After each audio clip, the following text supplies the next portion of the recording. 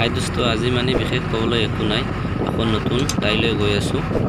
চ' ভিডিঅ'টো চাই থাকিব।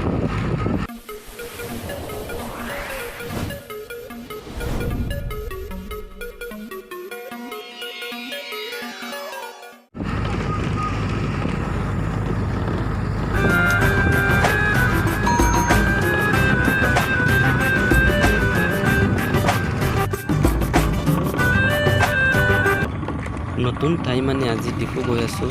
মানে এটা আমাৰ সৰু প্ৰগ্ৰাম আছিল, সেইটো কাৰণত। কোটিপতি হ'বলৈ মন যায় যোনটি কিনিবলৈ, বৰবিলাসী হ'বলৈ মন যায় দোকানিবলৈ। কোটিপতি হ'বলৈ মন যায় যোনটি কিনিবলৈ, বৰবিলাসী হ'বলৈ মন যায়। আপোনালোকে চাব পাৰে ডিপু আহি পালোঁ আৰু